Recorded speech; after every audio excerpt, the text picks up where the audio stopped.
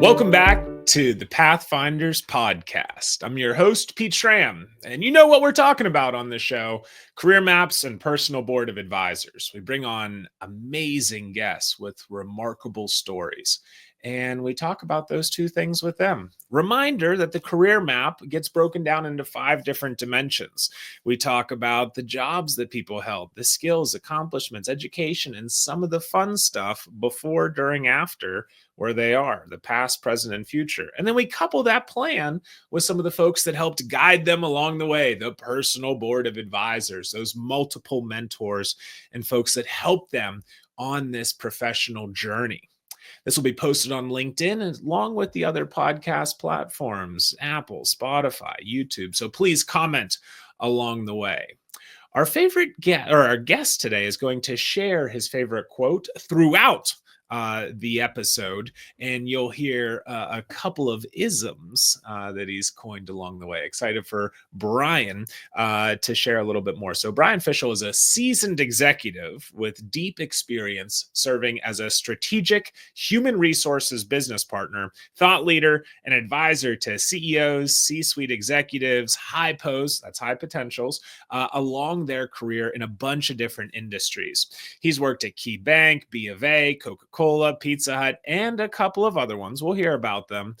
He's got expertise in C-suite and executive level succession planning, transitions, org assessment, org design, M&A, integration, alignment, assessment, coaching. He's done a lot of different things, and it's been fun meeting Brian over the past couple of months now.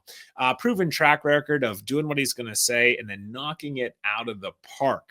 He asked me to really turn it down, so this is me turning it down, saying that Brian is a rock star. So without further ado, Brian, welcome to the Pathfinder Show. Welcome to the stage today. Thank you, Pete. And I'm humbled by that opening. Let me tell you, I've been fortunate. I've been able to work with some great companies and with and for some great people from whom I've learned. And look, the next stage of my career where I'm running my own firm and those areas you talked about, I'm just wanting to give back to other individuals my lessons of experience. So thank you for this opportunity. Of course. The way this starts off, we begin with the start. We don't begin with the end in mind. Maybe you were whenever you were just growing up. But first question, Brian, what'd you want to be when you were growing up? I have to, that's a long time ago, but I was really an athlete growing up, and I dreamed of either being an NBA player or an MLB player, neither of which obviously came to fruition, but that was my dream. And then additionally, I thought about being a doctor, a surgeon, and like many young boys back in the day, a meteorologist was of interest to me. As you can now attest, or I can attest, none of those came to be, but they were aspirational in the moment as a child. Okay. Did you study basketball or baseball or healthcare or the weather in school or along your educational journey? Actually, my undergraduate is in science. I was a biology major, so I really thought even through college I was going to be a doctor and or do something in the science field. Okay. And that was what I was going towards, including the consideration to be a science teacher and being a head coach of a high school baseball team. And who knows if that would have taken me to college level. But what I learned while I was there, I actually applied through my corporate experiences by understanding, people, the psychology of organizations and other aspects of, analytics and data that I learned to love during school that I've applied in my roles as senior HR people, CHRO, et cetera. Yeah, so let's talk about that. During your college years, you dropped the dreams of the hardwood. You still had the baseball diamond in there, but talk to us. Once you got out of school, where'd you take your talents? So I started my career in a very small company out of New Jersey that did management training. And the company's no longer in business, but I chose them because they were small and I knew I'd learn from the owners. It was a family-run business, a husband and wife. And it taught me so much about how to show up every day, how to actually listen to clients, because we were selling and creating and writing training programs for big clients, big corporations. And those all led to how to apply all that education, if you will, into the corporate world, which I loved. And I did that for an early part of my career. And I realized, hey, maybe I want to be on the other side of the desk, the people buying the training and designing the training to meet business needs real time every day. And that's how I switched from consulting early on in my career right to working for Pepsi and Pizza Hut at the time in their headquarters out of Wichita. Wow. Okay. So you went from kind of the Midwest out to the East Coast, and then you're going back towards the West. Talk to us a little bit about the trainings that you were providing before you jumped into HR. What did that look like? I was so I was writing sales training. I was Yeah. writing technical training. I was writing management training. It kind of ran the gamut. But what I learned was how to create experiences for people as they were learning Yeah. that were energizing and exciting and interactive versus just static. And I've used that my whole career since. I think there's plenty of content out there that's great for putting us to sleep. So thank you for diversifying the learning materials. Okay, so then you said you flipped to the other side of the table. Now you're in the driver's seat. You have a little bit of a budget. Did you go Correct. back and was your first employer now a vendor to you by chance? I actually did hire them to do work, not in my first job Okay. with Pizza Hut, but in my second corporate assignment, which was at Coca-Cola at the time. Okay. Um, but Pizza Hut was fantastic. I worked in their regional office to professionalize the training function beyond just teaching people how to serve product, how to make product, etc. That was part of my remit, but then it was also how to help managers learn how to communicate better with their employees and lead teams inside the restaurants to be more productive and more effective as a store manager. So a lot of my work was on that, and clearly I did a good job because I got promoted into running then what I call executive development. Don't ask me the title back then, but it basically created a Pizza Hut University, which brought Whoa. all the sales leaders, the regional sales leaders, the district sales leaders into corporate, and basically taught them for a week at a time around how to drive better productivity out of the stores, how to treat and manage your customers and your employees differently and more efficiently, et cetera. And that was fun because it was case driven work. It was experiential learning. It was all the things I went to school to learn really in application. And we ran that for a year at Pizza Hut. Okay, gotcha. So before we keep going on the already successful people career, talk to us a little bit more about, Pepsi and Pizza Hut. Did you have any favorite things that you would drink or eat along the way? You got to have some secrets there. Uh, Off the, menu se- items, maybe. the secret, no, actually, what was really fun though? Well, two things. One was the orientation was really cool because Yeah. my first month, all I did was work in stores and restaurants, deliver pizzas, and or work with those regional and district sales leaders in the market, talking to customers, talking to employees. That was before I did anything. And I Okay. really appreciate that because it really gave me a flavor of the culture and so forth. But one of my favorite things to your question was when I went and moved from Atlanta with them into their corporate office to run that management program I mentioned. They had a test kitchen there, and once a month I volunteered to kind of go test new products that they were ginning up in their test lab. Don't ask me; I can't remember which ones, but some of the products that were being designed and were being tested on employees. It was fun. I loved doing that. It really made you feel part of the company's culture. That is really, really cool. I'd volunteer for Test Kitchen. Some of my friends actually work for a quite a large, I guess, over 150 stores now, pizza chain in the Pittsburgh area. And I've been able to, see their test kitchen. So it's pretty, Oh, and, that's and cool. test some of the items that have come out of there. So really, really cool on that front. Brian, before we go into the next step on your career map, talk to us about some of the guides you had at this point, right? You might have started to build out a little bit of your personal board of advisors at this point in time. But as you're going from job one to job two, moving geographically, were there a couple of folks that were providing a little bit of insight and guidance to you? Oh, without a doubt. And thank you for asking that question because, the personal board of directors is something I know you use, something I've used in my own career and talk to other people with or about, I should say. And so early in my career, to get to the first job, the person I really relied on to bounce ideas off and talk to was my graduate school advisor, program Yeah. advisor. Tom, I think it was Tom Cott. I might have the last name wrong, but I still remember. And, he was the one that said, hey, if you don't want to go into administration in high school or into high school, have you ever thought about adult education and corporate learning? I had no idea what he was talking about. And Yeah. that's how I ended up in this program.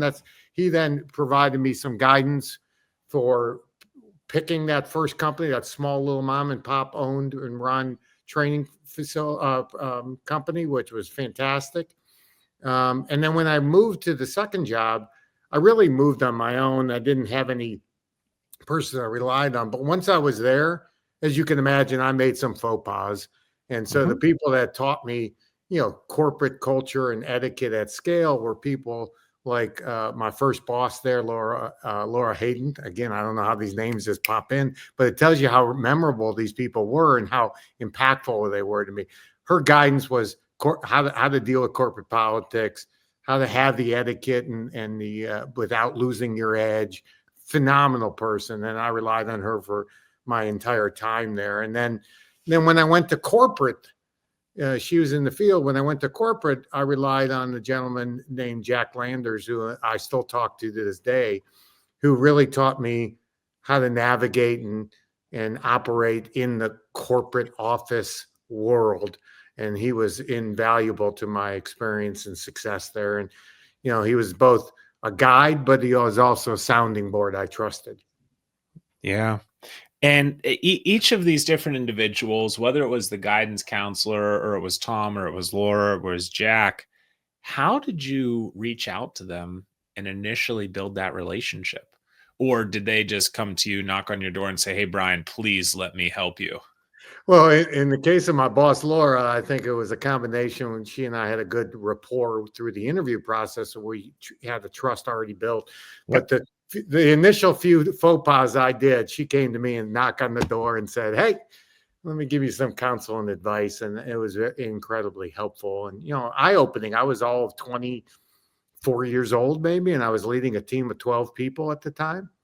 So, it was all new to me. And, a lot of the lessons learned are things that, I have not just lived by, but also imparted on hopefully on others along the way. And then Jack and I were just peers and colleagues working on the same outcome, but he had so much more tenure and perspective that, I really valued and respected, and he was kind enough to share it with me. Nice.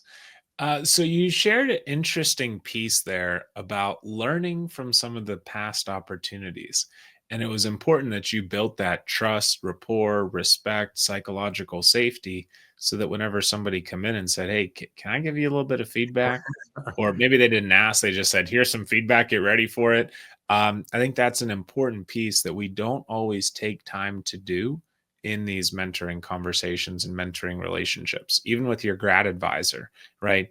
In order for him to be able to say, hey, here's a couple of things for you to potentially look at, you somehow had to share what your interests were. So it's a reminder to all those mentees out there, hey, build that trust, build respect, talk about just who you are. And that's why the career map's such a valuable resource to start to piece together where you want to go. And then just having that base asset is so valuable for those mentors that you're going to connect with and the different conversations over time. So thanks for that one, Brian. Let's keep going. So at some point you left the umbrella, right? No more Pepsi, no more Pizza Hut. Where'd you go? I went to Coca-Cola. And yes, before you ask, I drink only Coca-Cola products to this date. I have incredible brand loyalty to the Coca-Cola company. Who is it? Warren Buffett too, right? He's a Coke guy as well. He's a huge shareholder. He may be still the largest shareholder of Coca-Cola. I left Pepsi, which I think is important as on this career journey. I started to hone in on, okay, I think I'm pretty good at training and development and design and delivery, but I really wanted to get into what Pepsi called at the time and still may, management and organizational development, which is more the strategic side of talent, the more higher order succession planning, organizational design, what I'll call higher order work, but it's all important. But they said, sorry, without a PhD, you won't be able to do that here. And my answer was, thank you. I have no desire to go back and get a PhD at this time. And I went and started looking elsewhere. And I found Coca-Cola and they found me. And actually, the person I went to work for, again, the names are just flowing in me. Sharon Schachter was one of my guides when I worked for her, as well as beyond. Even when I left there, she was an incredible, again, seasoned, experienced, long-time employee of Coca-Cola who knew how to navigate the culture, which, by the way, was complete opposite of Pepsi. Oh, and really? So when I showed up at Coke with the gung-ho attitude of Pepsi, it rubbed people the wrong way at times, right? And it helped me, but it also rubbed me. She would take me aside and say, hey, there's a softer way to get that done, or there's a different way to keep your edge, but soften the style and delivery. And again, the items I've used in my career all along. But, I went there with the intent of doing more of that higher order strategic talent and organizational development work. And that's what I got. I and experienced it at a global scale, right? I mean, Coca-Cola is one of the most global companies in the world. And a well-known brand. And at what point did you say, okay, I've learned enough. I've filled up my toolbox as much as I can here. A lot of the listeners will be thinking, hey, is it time for me to go into a career transition? So what were some of the things that you noodled on, Brian, as you're figuring out, should I stay or should I go? Well, there was a lot going on at Coca-Cola at the time. And I would just say this, because of some of the challenges they were faced with. These are non-business challenges, so I just, more legal challenges that they were confronting. My career was stalemated, and I was still a young guy. I was working for the CHRO. I had global responsibilities and teams. I loved it there. I really did. But I also realized that for a period of time, my career was going to growth was going to slow down. Yeah. And I started realizing things now. I've worked at a small company. I worked at Pizza Hut and Pepsi. I've worked at Coca-Cola. I'm realizing now the things I like about companies and I don't like about companies. And one was the whole notion of growth and aggressiveness in culture versus, a very passive culture, things like that. And I realized it was, time to start looking. Now, our choice point, I would tell all the listeners, though, is to think about not just jumping, but why are you jumping? Because it's not always as green as you think on the other side. It is greener if you pick right. But you're giving stuff up. All that relationship capital I had built there with real senior executives. By the way, the CEO there now was a peer of mine in the HR department back in the day when we were working together. Whoa. And so, so HR people can get to the top of the food chain. Is that what you're telling me? It is possible. Yes. But my point is, you got to look at all those trade-offs and make an informed decisions and then live with your choice. So my choice was to move on and leave there. I happened to know a guy at the time who I had befriended 5 years prior, who lived in Atlanta, who worked for Bank of America, at the time, Nations Bank. He and I stayed friends. He fed me information of jobs. I fed him names of people. And over 5 years, we built a trust. And he's like, hey, you're out looking. Why don't you come work with me? And so I Yeah. did. Yeah. Greatest decision I made. Okay, so then you guys peripherally kept in touch with each other, some networking. How often did you keep in touch? What did that look like? Email, text, phone call, grab a slice of pizza or a Coke together? This is old What did that school. It look like? was Yeah. it was phone calls, probably every 4 to 6 weeks, Yeah. and it was in person. He was an early guy. I was an early guy, so it was coffee and breakfast once every other ish month, and it was for 5 years. And we used that to build a relationship. He introduced me to a lot of people that ultimately I worked for and or with at the bank. He really was the guidance for me to he's one of those guys that helped me really understand there's a lot more potential in me than even I knew. Let's go, let's push it. And by the way, that's how I coach and develop people today, which is, Yeah. yeah, the bar is here. No, the bar is way up here. You can't see my hand there, but you get my point. Yeah. Push And it fast. Yeah. yeah, and pushed me hard, but he was always there to pick me up and push, in a very positive way. I still talk to him regularly. He is one of those mentors that has stayed in my career. And in Yeah. fact, now that I've gone out on my own, I still bounce ideas off him. I mean, that's 20 years later. So you've talked about a couple of the different people that are sitting on your personal board throughout your career, and it looks like some of them stayed and some of them, have gone on and off. And that's a big piece that we talk about throughout the Pathfinders methodology is not everybody is meant to be part of your story throughout its entirety. Right. We have our inner circle, and that's what we talk about on the personal board of advisors. You see it over my shoulder here. But we also know that, hey, there's that outer circle, right? And it's okay to say you were catching up with that fella every 1 to 2 months. Fine. There are certain folks we might catch up with every 1 to 2 years. Right. Right. And that's why the Latitude software exists, is so that we can keep a little bit of structure, those reminders, nudges. Because how much do you hate it whenever you're like, oh, shoot, has it really been 2 or 3 years? Has it really been 4 to 6 months? No way. I didn't mean for this to happen. Okay. So at some point you said, now I want to be running the show. Talk to us about one of those kind of premier leadership opportunities for you where Brian's in charge.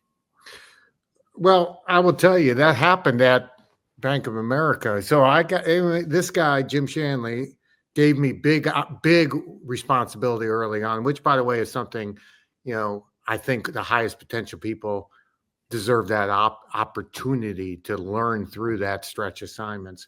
Yeah. But as I was quarter of the way, halfway through my career, and it was almost 15 years there, I started to say I was doing more mid-level senior director kind of work. I wanted to work at the executive level, doing real development, leadership at scale, etc. And I was like, okay, I want to be the world's best, whatever that means. I want to be known as that. So then I said to myself, okay, what does that look like? Jim guided me a little bit, but he, this was something he asked me to do. I still have it in my files as something I go back to, which is, what does it mean or going to mean to be the world's best? Who needs to declare that, if you will, and how? And so I started identifying who those people were and how I was going to build a network with them and where I was going to show up to help them, or how then in turn they could provide me guidance and help. And they became part of that personal board of directors that I relied on for a long period of time. And it played me well. I became the head of executive and leader development for all of Bank of America. Over time. I had a relationship with the various CEOs I worked for, and it was really cool and really fun work. Nice. And then at some point you said, okay, I've done pizza, I've done the sodas and the pops and the beverages, I've gone into banking. What made you stay in banking for another bout? It's really easy. My CEO at the time at KeyBank, Beth Mooney, when I interviewed, I had all these opportunities, I'm proud to say, humbled by outside of banking. There was a retail opportunity, there was pharmaceutical opportunity, there was, and these are all Fortune, 100 or less companies.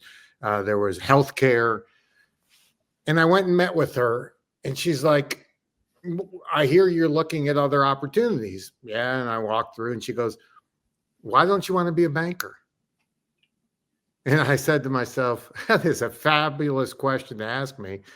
I don't have an easy answer. Here's what I'm looking for in my next job or career. I want to have the ear of the CEO around the strategic talent agenda. I want to help them build a culture that's going to help them grow the organization in ways that are sustainable.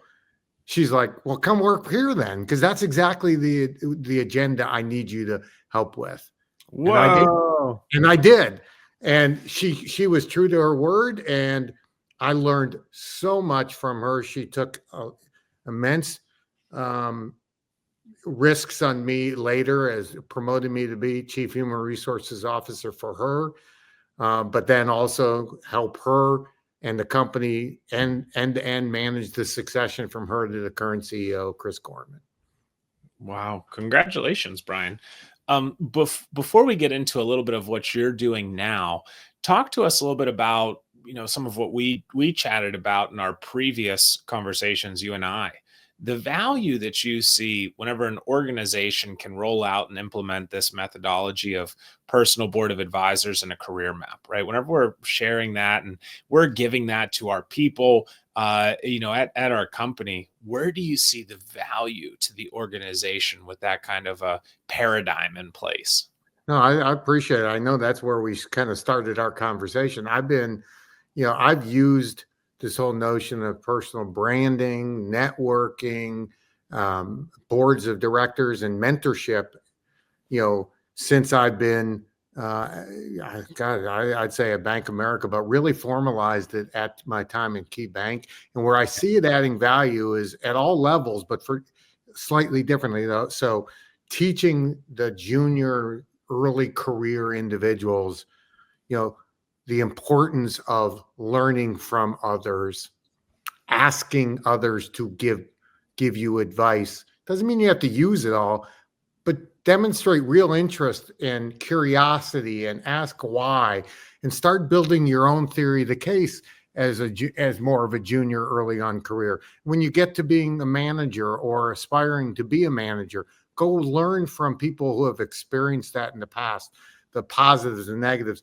Talk to the HR teammates who have more information about how good managers behave versus maybe not, and start building your own theory of the case of how you're going to begin to apply components of everything you're hearing and learning to yourself, and how you're going to try it out and learn it. And then as you get high potentials, what a great opportunity to do mentoring at scale, giving them the connection tools, as you talk about, that your firm offers, to help them find natural connection points of topics or interests or opportunities for people to engage with one another. And by the way, along the way, you're helping them exude the behaviors associated with the cultural elements that the company wants in its organization. So I think it's huge lever to pull at all levels of organizations. But before, Brian, you talk about what Braintree's up to, can you give us a couple of the other Fishelisms? So over the years, I've learned from all the people I mentioned and then some. And I've cast a very broad net in my own network, and I rely on them today.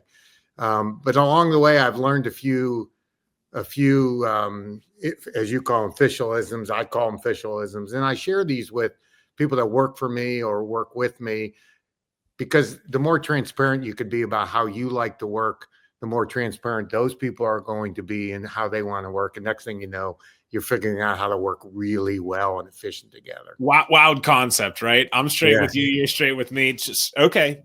Drop.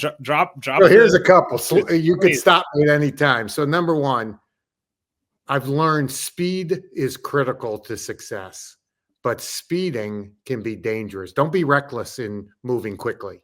But when you're ready to move, do so. It's easier to ask for forgiveness than permission.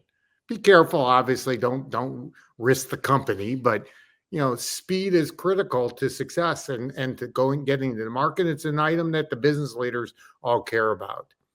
Two, a real differentiator. This isn't isms, but world according to Brian is curiosity matters. Be somebody who's open-minded, who brings in outside perspectives, who reads and thinks very broadly about things outside the industry that may not have direct application. But if you can connect the dots better and faster than others, you'll win every time. One of my favorites is when confronted with change, run through the fire. People are hesitant when change happens around them or to them, but the earlier you can get on board and adopt it, the faster you'll be recognized as someone that can be trusted to lead big change or bigger stuff in the future. So it's really a career additive, in my opinion. Another one I'd share is when present, be present. And it kind of goes hand in hand with another one, which is you're paid by the company to have an opinion, share it. So you're in the meeting, even if you're in the meeting with people that are 4 levels above you and you have something of value to say it. If you have a question that's really important that others aren't asking, ask it. You get recognized for it. You stand out. So those are a couple of them. I like the Fishelisms. Brian, I'm going to get ready to give a recap here in just a couple of moments as we wrap things up. Before we close, please tell us a little bit more about Baintree. Well, thank you. I appreciate this platform and opportunity. So I mentioned earlier, I've been very fortunate to work for incredibly great companies that are really name brand companies on top of it. Additionally, I've learned from, I've worked with, I've hired some of the world's, and I mean the world's best at strategy, leadership, marketing, etc. And all I want to do is give back to other people who are like me 10 years ago, who want to, or maybe 20 years ago, who just want to, make a difference, add value, learn and grow, both personally, professionally as a leader and in their career. And that's really what I'm all about, is giving back and sharing the lessons of my experiences, pros and cons, to others who may benefit from those experiences. I like that one as well. So, Brian, I'm going to go ahead and do a quick recap here, and we'll close off for the day. So, Brian Fishel, now in Ohio, right? The guy's humble as can be. Started off with dreams of the NBA or the MLB, to then doctor, surgeon, and meteorologist. This bio major then dropped the dreams of the hardwood upon graduation and moved east to his first gig in training and development company for companies. He learned how to create great learning, which he took with him throughout the rest of his phenomenal career. He then swapped seats to drive learning from the inside at Pepsi and Pizza Hut. Brian birthed the Pizza Hut University, and he rocked it because of their great onboarding, right? The boots on the ground in the stores. One of your first guides was Tom, who helped you think about the career map options, not recreating Tom's own. Then Laura, right, helping navigate some of those corporate politics. And at headquarters, right, Jack on navigating that corporate world. Migrated to org design and development at your favorite beverage company, Coca-Cola. You kept your edge while softening your delivery. Networking helped you fight off that career plateau. Phone calls and early morning breakfasts every 1 to 2 months. Great time cadence and something to do. You gave big opportunities to the hypos, and that's something that we as leaders leading others can continue to do. You got into your first global L&D role. You wanted to be the best. You wanted to build culture. You wanted to build talent and guide the design with the CEOs, and you did it. You started teaching less senior workforce on how to learn from others. Whenever we can give them the tools to succeed, they truly can thrive. You reminded them that learning from those that came before you and investing in them is critical to our organizational success.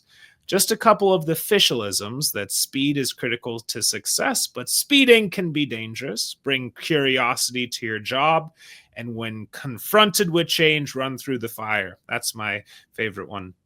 When present, be present. And a great reminder that the best mentors and guides out there, they can share the pros and cons of various situations. So networking never hurts, and it makes paying it forward a lot easier and more impactful. Thanks, Brian, for joining us today.